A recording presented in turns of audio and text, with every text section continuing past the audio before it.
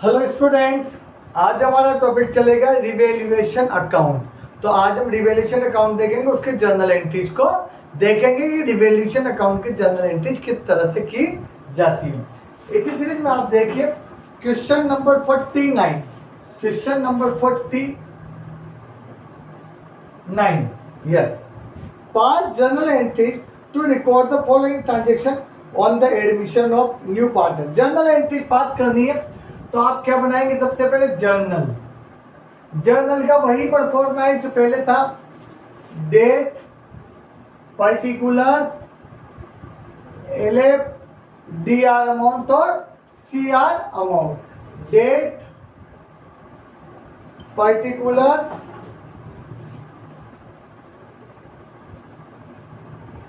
Eleventh में देख रखा है आपने, एलएफ, डीआर अमाउंट और सीआर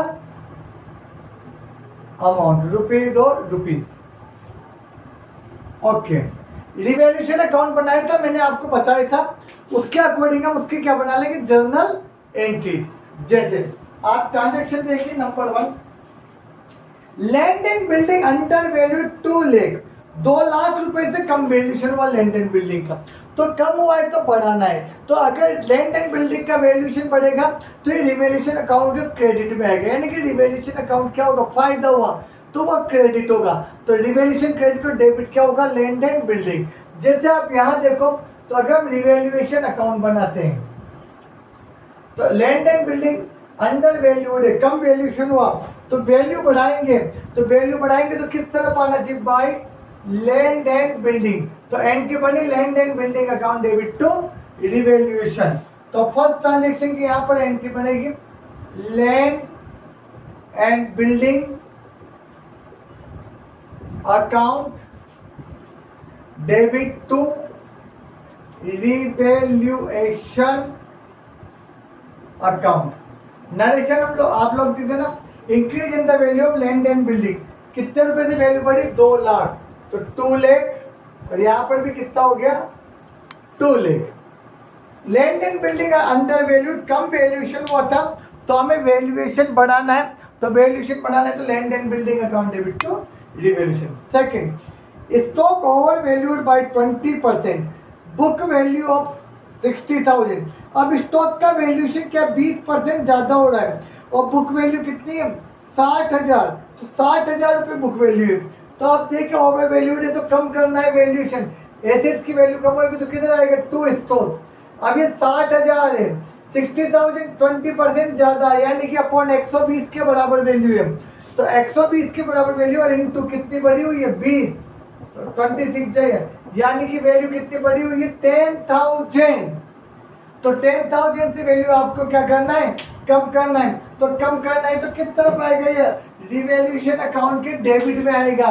तो एंट्री क्या बनेगी? रिवैल्यूएशन टू स्टॉक, क्योंकि स्टॉक की वैल्यू कम हुई तो लॉस में रिवैल्यूएशन अकाउंट क्या होता है? Debit.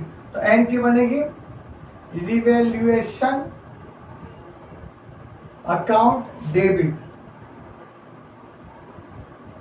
To stock account, revaluation account debit to stock. कितने रुपए से आएगी एंट्री आपके? 10,000। और यहाँ पर भी कितने से आएगी आपके? 10,000। 10,000 रुपए से एंट्री की revaluation account debit to stock. Number 3, provision to be made on compensation 20,000 to ex employee. Provision बनाना है कंपनसेशन के लिए, तो हमारे लिए क्या रहा? लॉस रहेगा तो रिवैल्यूएशन अकाउंट में किस तरफ आएगा? 2 में। तो एंट्री क्या बनेगी? Revaluation account debit, revaluation account debit, क्योंकि लॉस रहा तो लॉस हमेशा क्या होता है? डेबिट। 2, क्या बनाना है आपको? कंपनसेशन, प्रोविजन बनाना है कंपनसेशन के एम्प्लॉयज के लिए, तो to provision for compensation, to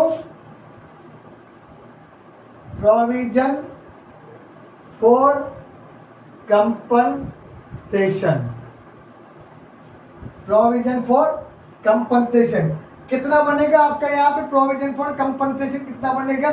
20,000। तो 20,000 रुपए का आपका कंपनसेशन का प्रोविजन, 20,000 और 20,000। Next, sundry debtors appeared in the books 150, books पे सन्डे डेटर्स 1,50,000 अपीयर है 150.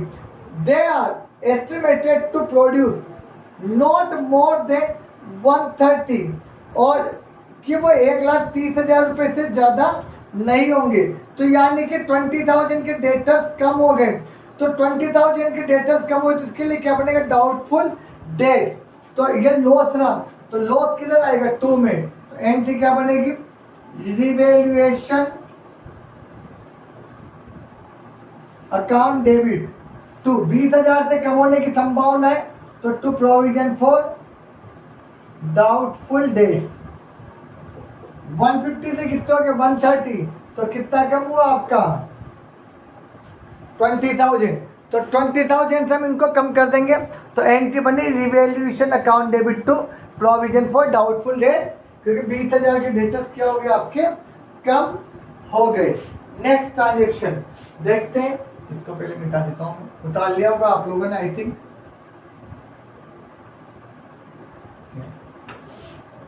इस तरह से आप एंट्रीज करते जाइए.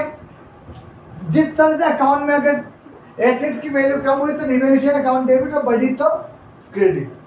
Fifth transaction, creditors including amounting 10,000 received as commission. Creditors including an amount 10,000 received as commission. तो कमीशन की शामिल है. तो क्रेडिटर्स अब कमीशन नहीं है वो, तो क्रेडिटर्स क्या हुए कम, तो लायबिलिटीज कम हुई तो फायदा. फायदे से क्या होगा, क्रेडिटर रिवैल्यूएशन अकाउंट क्या होगा, क्रेडिट. तो इसकी एंट्री बनेगी आपके, क्रेडिटर्स तो कम हुए, तो creditors account debit to revaluation account. Creditors account debit to revaluation account. आपकी कितनी वैल्यू कम हुई, क्रेडिट 10,000 कमीशन के, तो 10,000 के क्रेडिटर्स कम हो गए, तो 10,000. नेक्स्ट फिफ्थ एंट्री की सिक्स एंट्री, सिक्स नंबर है 6. Yes, a bill of rupees 40,000 which was previously discounted with the banker was dishonored but no entry has been passed for it.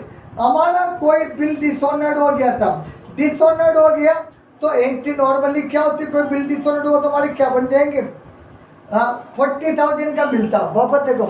A bill of exchange 40,000 which was previously discounted with the bank, bank से discounted करा लिया था.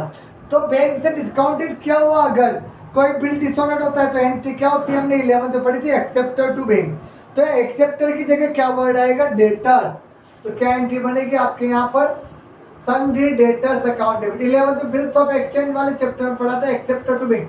Acceptor का मतलब debtor account debit to bank. अगर कोई bill bank से discounted क्या हुआ, डिसऑनर्ड हुआ, तो एंट्री क्या बनेगी, डेटर्स टू बैंक 40,000, और यहाँ पर 40,000. नेक्स्ट यहाँ पर value of machine is to be decrease 120. Book value कितनी, 2 लाख. 2 लाख रुपए बुक वैल्यू थी, और 2 लाख से कितनी होगी आपके यहाँ पर मशीन की वैल्यू 120. तो 80,000 मशीन की वैल्यू कम हुई, तो 80,000 मशीन की वैल्यू कम हुई तो लॉस से के लिए रिवैल्यूएशन अकाउंट क्या होगा, डेबिट. तो नेक्स्ट एंट्री यहाँ क्या बनेगी, रिवैल्यूएशन अकाउंट डेबिट. नरेशन भी लिखना है आपको इनमें, रिवैल्यूएशन अकाउंट डेबिट टू किसकी वैल्यू कम हुई, आपके मशीनरी. नरेशन लिखते हैं decrease in the value of machinery by rupees 80,000. कितने रुपए वैल्यू कम हुई आपके यहाँ पर, 80,000 और 80,000.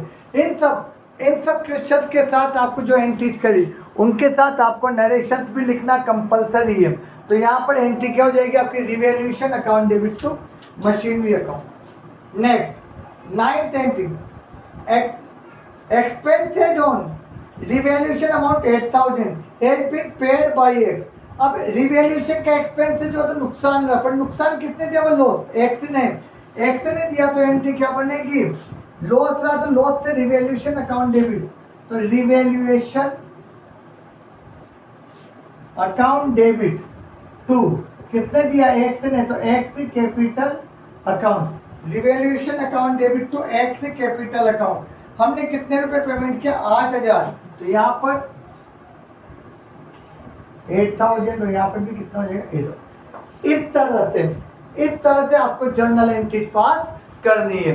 इसके बाद कुछ टॉपिक है वर्कमैन कंपनसेशन जो इन्वेस्टमेंट फ्लक्चुएशन जो बुक में दिया हुआ है, तो हमने वो पिछले चैप्टर में पढ़ा दिया था, तो उसको दोबारा रिपीट करने की जरूरत नहीं। उसी तरह से एंट्री जो है जैसे लास्ट चैप्टर में हम लोगों ने करी थी वो देखना। कल हम देखेंगे कैपिटल अकाउंट वगैरह किस तरह से बनाए जाते हैं, वो वाला टॉपिक हम कर लेंगे। ये जितनी भी जर्नल करी इनकी नरेशन भी लिखना कंपलसरी जब तक क्वेश्चन में अदरवाइज नहीं करें। Thank you.